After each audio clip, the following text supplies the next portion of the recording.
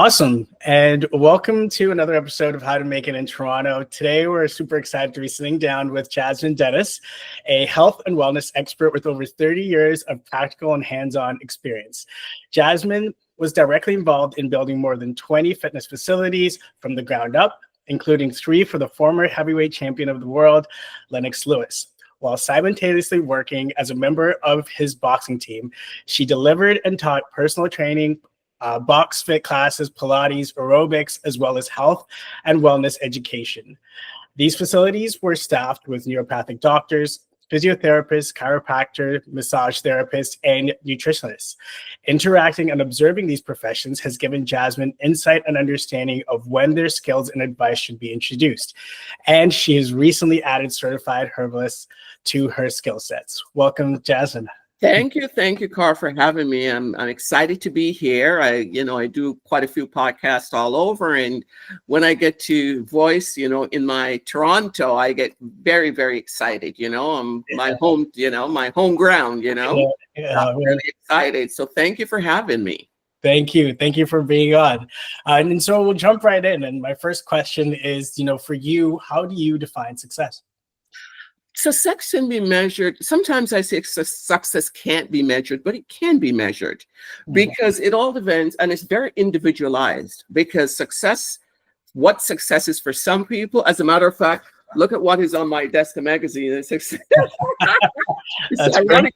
ironic that you have this question here because, it can be measured in various different ways. What is success for me might not be success for you. But what I try to bring it down to is that as an individual, success is being your best human being. Mm-hmm. And then you can go from there. Yeah. You can branch off and, it's like prongs, right? Yeah. I'm my best. Now I'm going to go do this and I'm going to go do that. And then you can channel what you determine after a while as your ultimate success goal. Yeah, I love that. That's totally true. And so let's start with a bit of your background. So I understand, obviously, you're working in health and wellness now, but previously you're working on the Workmen's Compensation Board, like WSIB board. And so how did you get to where you are now? It's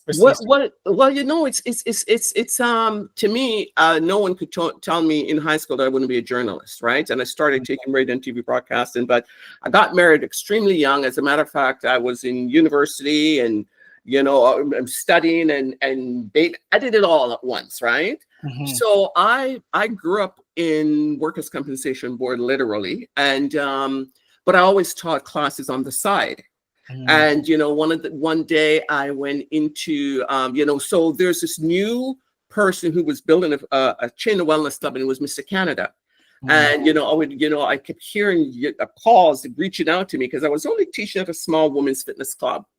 And they said to me, Jasmin, I want you to go over and teach at this location. But, when you're newly married, you don't want to take on too much, right?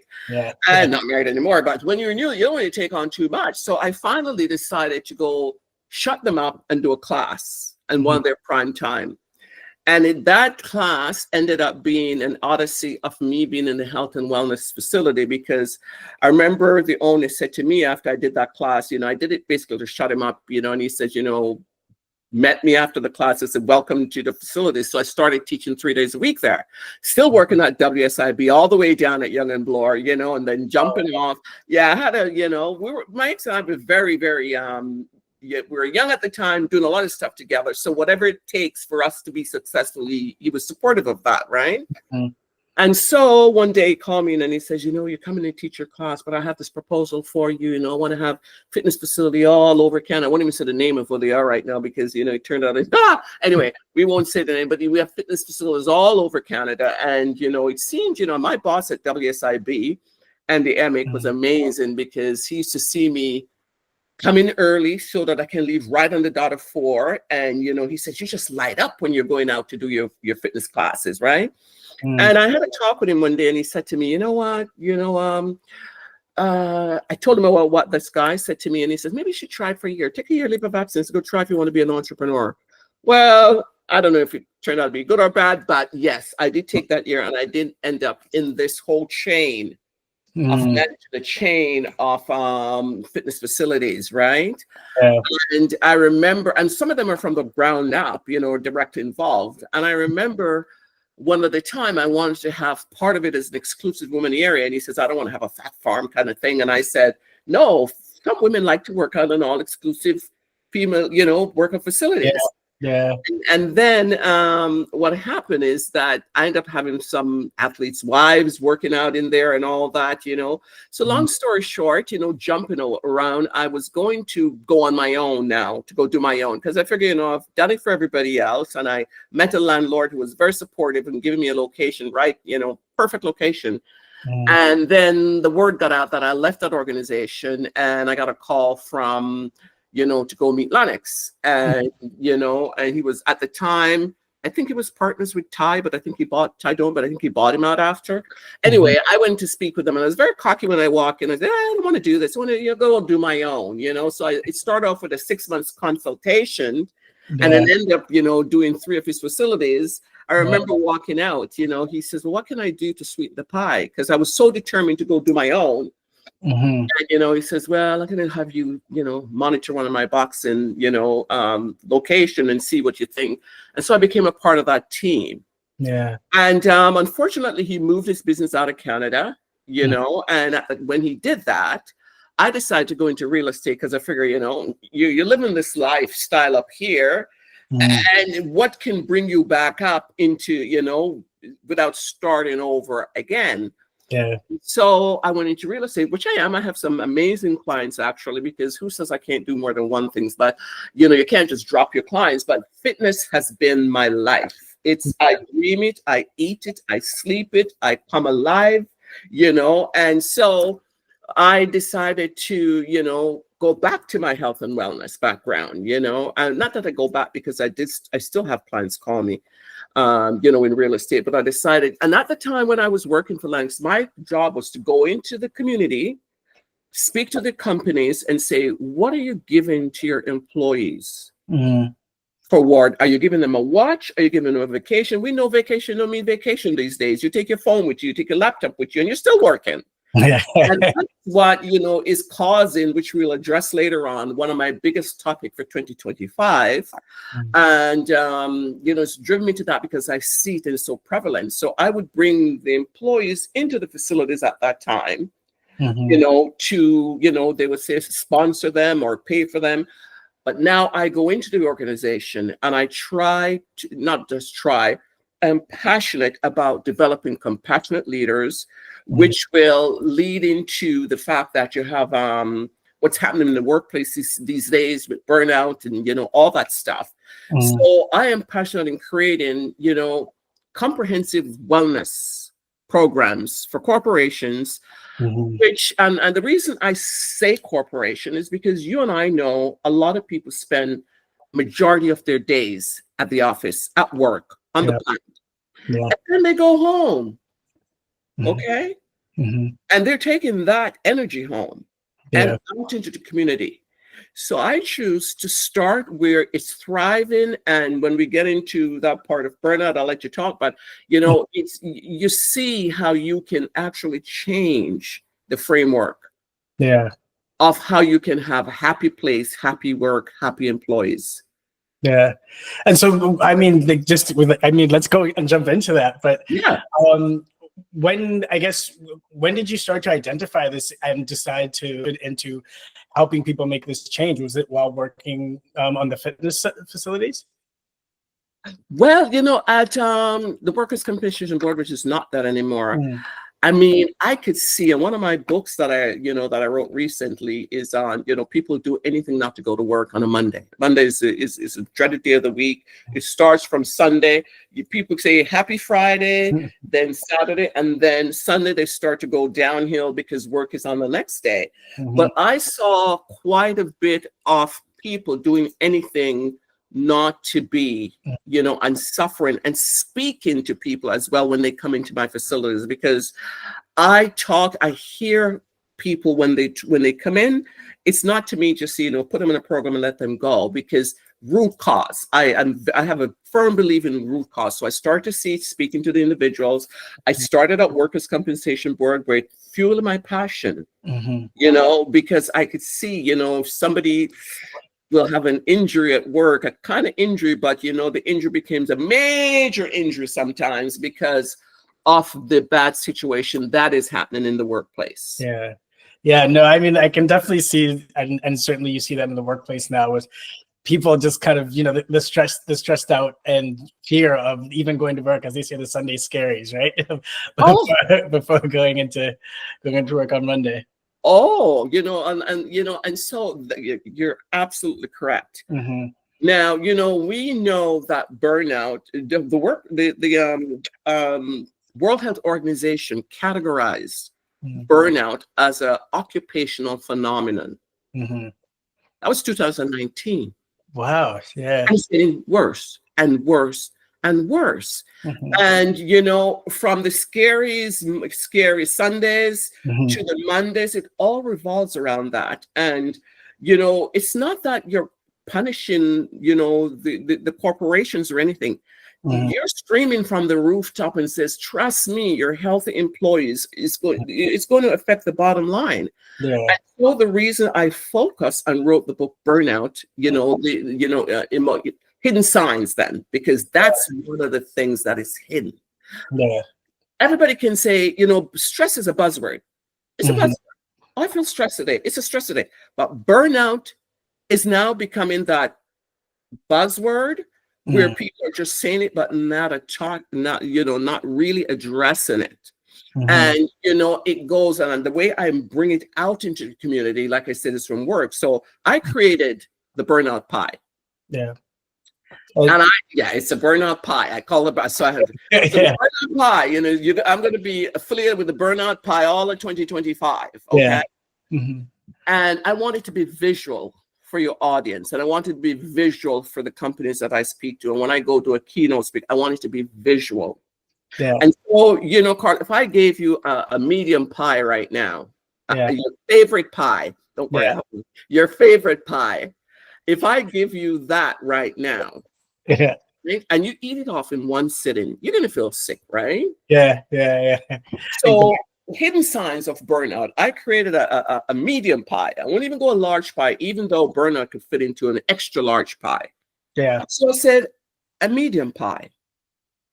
And I sliced those pies. And in those pies, right, you have anxiety, you have fear, you have lack of sleep, you have irritability, you have depression, you have chronic stress, and you have detachment at work.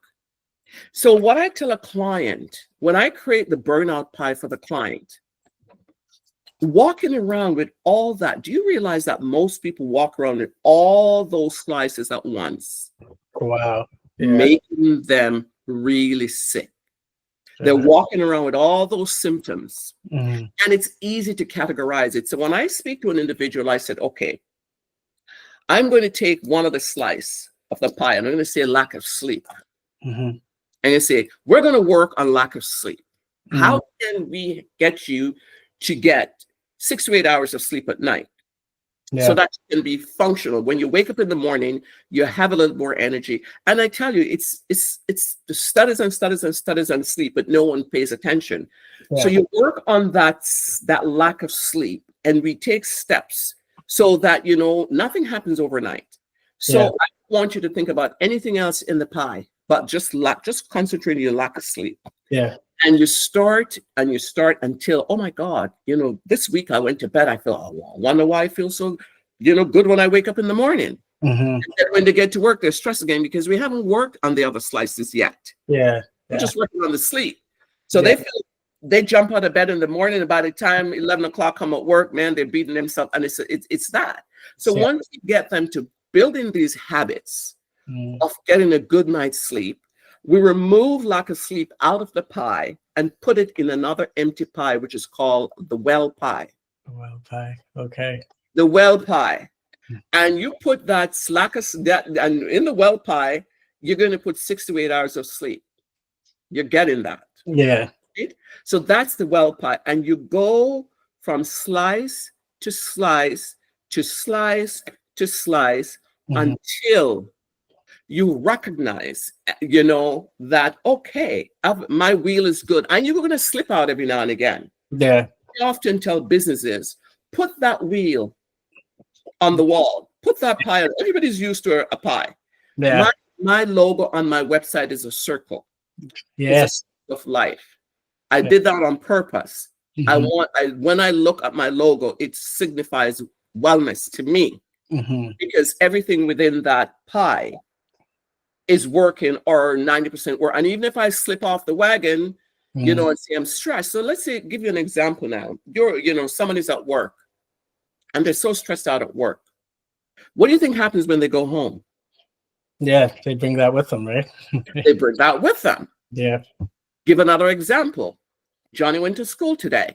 Mm-hmm. I don't know why everybody always uses Johnny as an example. Maybe because it's easy to remember. Johnny goes to school today. Yeah. He comes home. Every time he comes home, he's acting up. Or when you drop him off to school, what is happening in that environment that is stressing me out? So it affects the child as well. Yeah.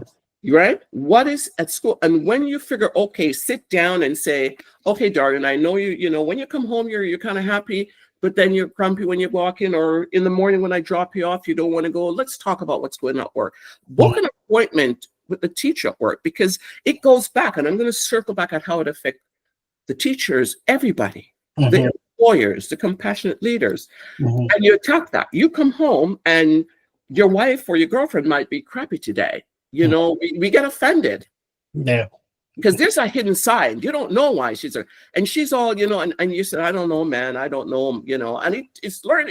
I say to myself, if I know now what if I know then what I know, I'll probably still be married. Yeah. Because, you learn how to deal with situation. You know how to be patient. You know how, and you got to that job in the first place, or you're that community leader. And you start off being great in the community, and you don't show up, then you start being, and nobody sits down to have that talk, right?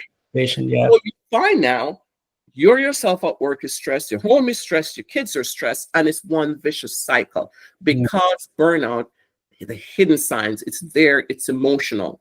And that's how when I walk into an organization, I sit down and I said, if I say, I am going to walk alongside you to be a compassionate leader. And they might at first says, what does that mean?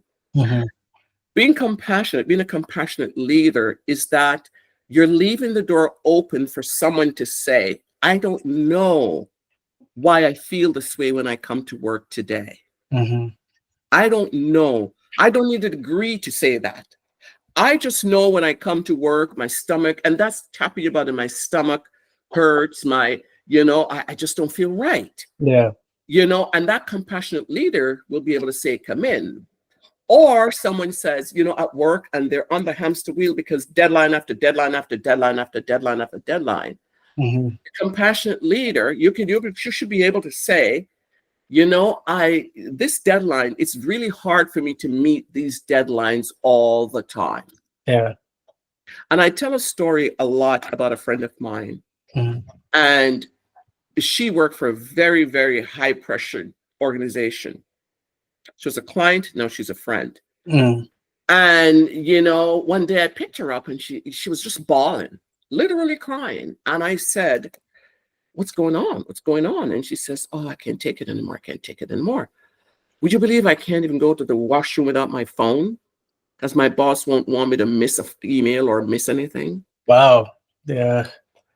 So that's what's happening in the workplace. And I see that day in, I'm not, my job is not sexy by any means of the imagination. Yeah.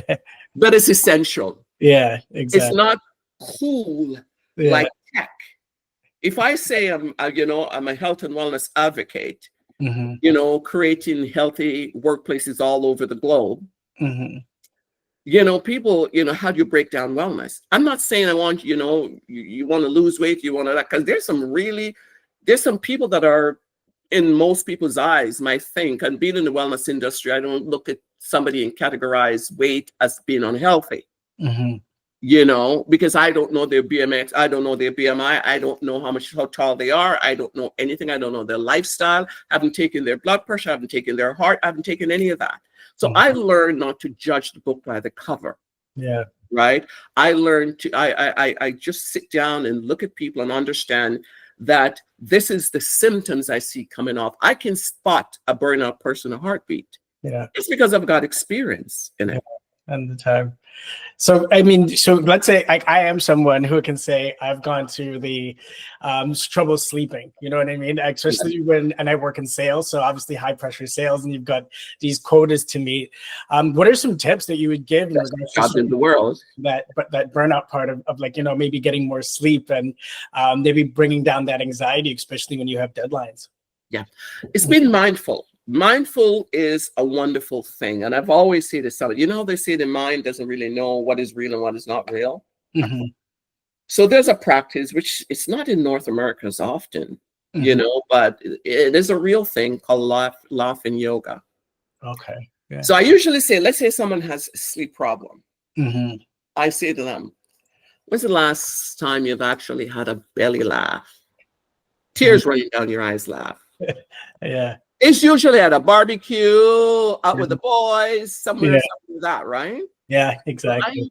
I first of all ask them their lifestyle. I never admonish anyone about drinking their coffee.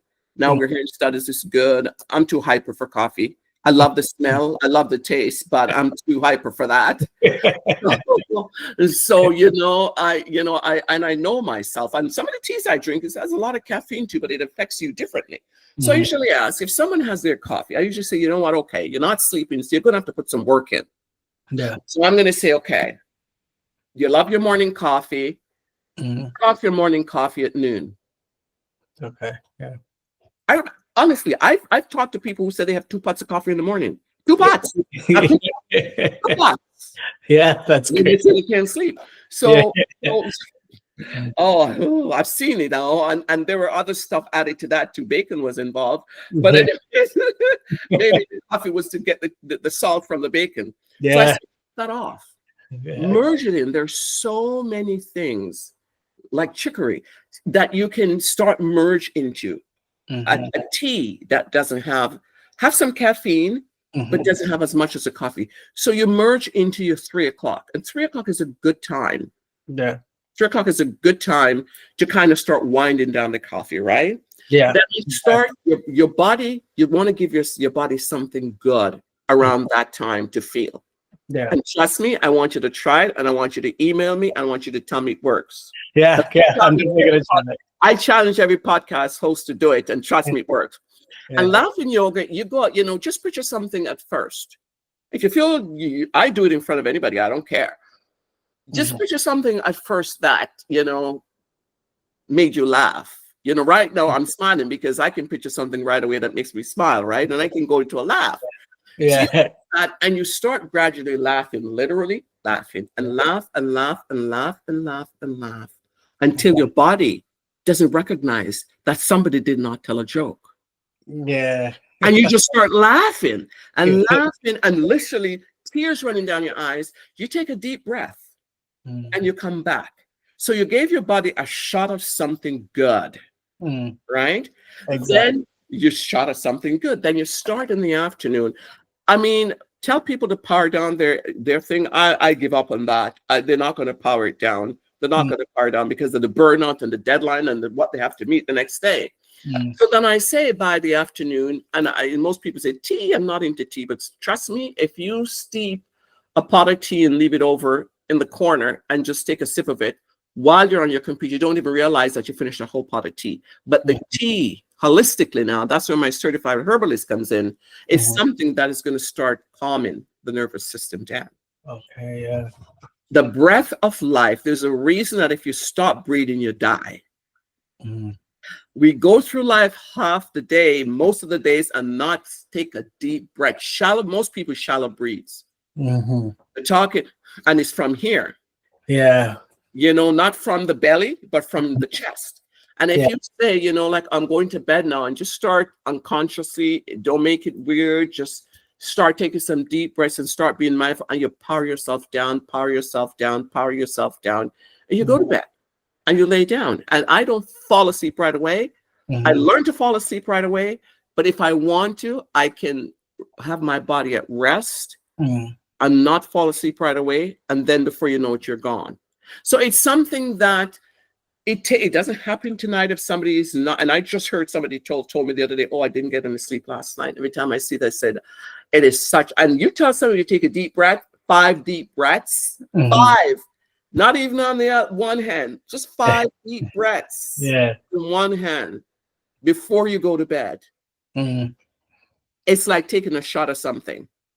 Then I get into, light supplements that are not harmful, magnesium, which is to the body, which helps to bring you down. And I find that working with someone who is, if somebody is chronically not sleeping, they got to go to somebody else that can give them more than what it is. The doctor I spoke to on the podcast yesterday is a doctor. And he goes, you know what? I go to the other step of helping my clients sleep. But wow, I'm going to try these other steps that you just gave me for myself. Yeah. And then I take it to my clients, because the most you go to the doctor right now, what does the doctor tell you? If you have a headache.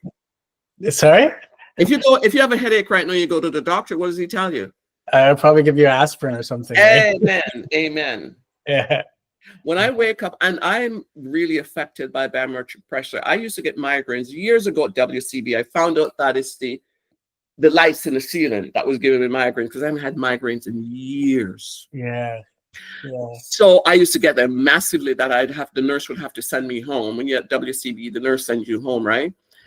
And first thing I do when I wake up in the morning, if I have a headache, because it could be, barometric pressure is probably going to be raining, a slight headache. I never have a grounding headache anymore. First thing I do is take 5 deep breaths, and then I drink some water. Okay. And then before you know it, the rest of the day. Yeah. That's awesome. That's a good one. I'm definitely going to start to integrate into everything that I'm doing. Certainly, best, right? It's just simple stuff, right? Yeah, no, that's perfect. I love that, and I definitely want to start doing it. So, even for you, is like in terms of like when you're working with organizations and employers, what do you think, or what are some of the main things that employers want to maybe work on with their teams that you're finding in your work? I find, I like to start at the top. I remember when I was going to, and I can say it because one of the big companies we got back then was the City of Toronto. I went right to the top. No means nothing to me. I'm going to find a way to get to the top, right? To ask somebody, and because I'm so passionate about what I do, and I know the feeling when you know the feeling of health. So what I say to them, right? I'm not here to disrupt your organization by any stretch of the imagination. From day one, you're going to see changes in your organization. It could be like, it could be like, and nothing happens overnight, sit with your HR person. Some companies do it very well. You sit down and you find out logistically how the company's made up. Because I'm not just going to come and give a Band-Aid, and I don't know. So it's a few conversations to see how your organization is set up, how your employees react to certain things, how do you impact change, how do you make small steps that give you big results. Yeah. So I give them little skills that give them big results. If I do a half-day workshop, with someone, a half-day workshop, they are going to come out of that workshop pumped. Yeah, that's awesome. Because it's natural, it's energetic, it's something that they can do. I was going to see a company one day, and I decided to go early, and I went to the park, this guys, and I stopped to see how employees are walking in. What's their gait when they're walking into the company? Yeah. How they, are they rushing? Are they having a cup of coffee? 10 people pile into the elevator at once. Yeah. When I go to an elevator and it's packed and somebody says, come on in, I say, no, that's okay. I'm not in that much of a rush. I don't have to get into a full elevator. Yeah. So Yeah. I noticed and I look at that and I watch for like, say, about a half an hour. Mm.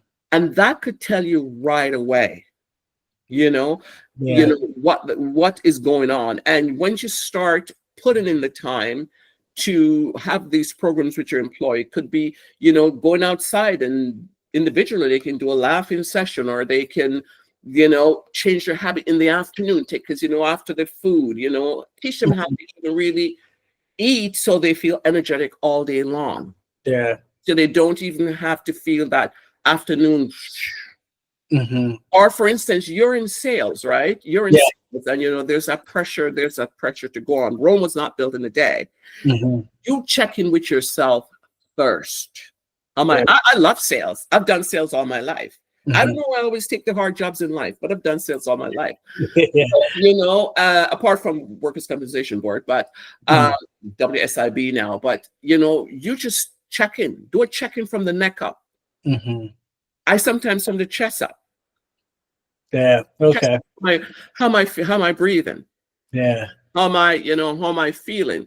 Mm-hmm. And you look at your tasks for the day. Yeah. And you say, okay, I know I can comfortably, because you talk to yourself. You're constantly hearing yourself all day long. Mm-hmm. You said, I know this is what my quota is, but I don't feel myself too much today. Yeah. But by Friday, I'm going to meet my quota. Mm-hmm. So you give yourself that time on the day when your body is screaming. Take some time off, do some, but I'm not saying to walk out of work and walk off your job and stuff like that. And that's where the compassionate leader comes in. The compassionate leader should be, and I spoke to a company, it was a bank, in the US, who told their staff, you don't have to use up your sick days, but you can use up a couple hours to catch yourself and not use up all your sick days. That's awesome. Yeah. You understand? So their sick days are there. People are worried about using up all their sick days. But if you feel that I've been going, it's 2:00 in the afternoon, and you create a word for that. Yeah. Each company can create. Somebody call it mental health. I hate to say mental because it's used too widely and it's a very serious thing. Yeah. It's almost like a buzzword again, right? Yeah, exactly. Basically say to yourself, it's 2:00 in the afternoon. I've had this call. I've had a headache. Because if you drop dead tomorrow, somebody's going to take your job. Yeah. So you check in within yourself, and that's where mindfulness come in.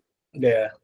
And that's so important, especially in today's world, because I feel like, as you're saying, people barely log off, and you feel like you have to keep going, and then you have the fear of, if I take a sick day, then you know what I mean. Like, I could be either looked on negatively, of course, or again, it's like you're losing a day. When it's so important when you can just take maybe a couple hours to gather yourself and get refocused for the rest. Yeah, and you're going to be better for the next day. And I often say, and I see it all the time in companies, there's a lot of blame going on, right? Mm-hmm. The employer blames the manager blames the employee. This one is detached. This one is not going on. And, I'm not there to point fingers. I'm there to say, you don't have to tell me what's going on in your organization. I'm just going to add to what you're doing. Yeah. Yeah. Which is so important. Yeah. Exactly. The gift of life. Yeah. If somebody doesn't want the gift of life, then they have a real problem. I'm just going to add to your situation. I did a workshop last February at a big company for Black History Month. And it's a pharmacy. And, they were coming down to my area and, we're talking health and wellness. And he said, I have a big, expensive gym and nobody uses it. And that's what a lot of people are doing. If they give them access to a gym, they've done their job. Yeah. They haven't. I can tell you, I've gone to organizations where the top pay for a lot of money for them to come into their facilities and they don't show up. So this is why I take it with them. And I laugh and I said, you know what? I'm happy that you have a facility. Because one day I can come in and do something really funky in there. It's stress-free and for everybody. And, We'll have a blast in there. But Yeah. why don't we build? We're going to look at it differently now. Then look at how you're going to use that space. You're saying nobody's ever in there. Mm. Don't make it where, they have to run in there. Give it like an open forum for somebody just go in there and take some deep breaths and come back. It's been used. Go in there to do some laughter. It's been used. Go in there to sit with another colleague and have a conversation. Yeah. Nobody talks at work anymore. Somebody's always eyes on them. Look at it that way. So he wasn't into buying into the health and wellness because they figure they've got them done their thing by bringing it to work. Yeah, exactly. Why do you think that is? Why do you think people would not want to, like, especially like if a company, because there's some companies that do that. Either they give you like a gym card, or they give you access to getting a gym card, or as this company did in terms of having a gym in their facility. What's your opinion in regards to why you think people wouldn't use the room as much? They haven't dissected the problem. Employees didn't ask for a gym. That's true. They asked to be well. Yeah. Well, they didn't ask for it. They figure it's a decision that was made by somebody. And then it might be excited for one or two people, but then they start to dissect, okay, I have to leave my home extra early to go there. And when I go there, Susie might be talking to me too much. I don't get my workout in. And before you know it, I'm rushing to get dressed and to get to work. Yeah. The core of wellness holistically is for every individual to find a way individually and together to be well. Yes, I like it if a company says, across the hall, there's a gym, because I'm going to make that place fun for them. I'd give you a story. When I was building fitness facilities from a ground up, my job was to fill it up when day one comes. When the door opens, better be people in there. And when the people in there, you better keep them. So I would know my strength, and I would put myself on the schedule twice a week at lunchtime. Oh, wow. I would take up the whole lunchtime slot, 12 to 1, 1 to 2, 2 days a week. Wow. Yeah. And I tell you, that's how I build the facilities, because I put on a mean class that people now are rushing from work to come and take that class. And I watch them. They don't particularly work out on the machines.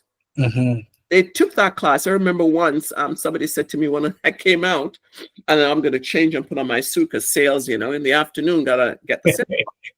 Yeah. And, she said to me, my God, do you eat nails for breakfast? I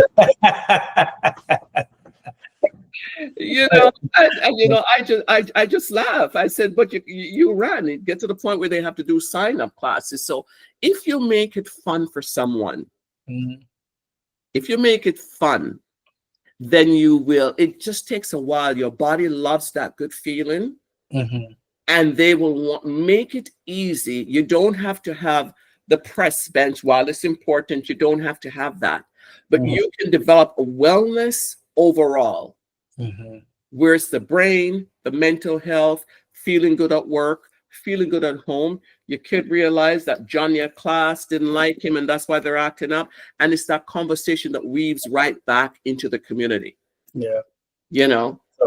Sometimes I fantasize about having one big fitness class in the middle of Toronto. That'd be great to do. That'd be awesome. So in your experience, what do you think you've learned the most that you've learned from organizations and how they use wellness to help their employees? Like, what's something you've learned, and what do you think they could do better? What they can do better is who can afford it. We know food is fuel. Make healthy snacks available. And like I said, I've seen some company who do that very, very well. Right? Yeah. They have seen, most companies or most employees, I say that because they are the company, the afternoon slump from a wellness program. They trust from compassionate leadership for their employees to know that, I am having a hard day today, or my baby's home, it's sick today, and they have that trust to go in and know they're not going to be penalized for that. Mm-hmm. That's making you well in the head. Because if you figure you can't even take the time off, and it goes both ways too. There's some employees that go in and they, for whatever reasons, they haven't dissected why they feel that way. And they figure they have to quit this job to go to the next job. Mm. And I always say, and it's happened to me when I was, because I was a head cook and bottle washer at most of these fitness facilities. Mm-hmm. And you'd have people impatient because we're building something and it isn't finished yet. And they want to be able to get more money when it's finished. And I always say, before you take off, mm-hmm. check with yourself. Because wherever you go, you have to take yourself with you. Yeah. So the same way with in an organization, when a company decide before they fire an employee, mm-hmm. or before they do that, just have that talk mm-hmm. and monitor that individual. Mm-hmm. And because you hired that person to begin with. Yeah. What happened from the, unless that person's just a downright lazy whatever, mm-hmm. you hire that person to begin with. Know what is happening, mm-hmm. why this individual is now detached, can't get along with someone at work, taking too many sick days, mm-hmm. is irritable, and and all that stuff. Why they figure they have to have a coffee every 2 seconds. mm-hmm. I find when companies create that wellness culture within their organization, mm-hmm. you're going to have a happy workplace and a productive workplace and an increased bottom line. Yeah. Yeah, because all those things do correlate together, right? So yes, yeah, that's yes. important. So can you tell us a little bit about JASD Health and how people can find you, what they can learn working with you? Just a little bit more about your business. Okay, great. JASD Health and Wellness, like I say, we implement comprehensive health and wellness programs in the workplace. Mm-hmm. I'm going to do for your audience, I'm going to give your audience a free copy of Burnout, The Hidden Signs. And so everyone, and all they need to do, they can go on to JASD Health and Wellness, not even wellness, just www.jasdhealth.com. Can we speak now? So JASD Health, on my website, mm-hmm. jasdhealth.com, they fill out, all they have to do is fill out that little pop-up thing. I get it right away mm-hmm. to say and quote your podcast. So awesome. I know it's your podcast. Yeah. So they can and if you were to even just pop on there, we wouldn't do it now, we're recording, mm-hmm. on there and say A, B, C, D, E, F, G, send it to me, I get it. Okay. So they quote you on their podcast and I will get it to them. Get their email address and just the same way I got it to you, right? Yeah, exactly. So they'll get a free, they can check me up on LinkedIn as well. Yeah. And I'm building that LinkedIn because when we work in that heavyweight team, we weren't too much on social media. Everything was private, right? So they can find me on LinkedIn, but they can also, and I'll email you also a link of a QR code as well. My QR code, you can put in your notes, but all they have to do, everyone that's listening on you, just go on my website. Mm-hmm. And there's a learning platform in YouTube as well. If they just type in JASD Health, one word, okay. It will come up, and if they subscribe, new videos will come up. All they can see the new videos coming, and it's just help bites in how to stay healthy at work.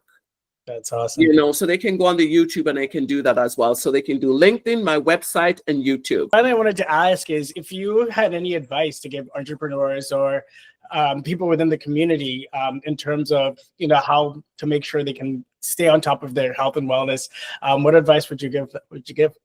Well, in actuality, it's one advice doesn't happen. I do a lot of coaching whether it's group coaching or one-on-one coaching, and then go on the website again, click that link, and they'll do that. But entrepreneur is not for the faint of heart. It's something that it can be a lonely job. Being an entrepreneur. And I always say that I'm passion.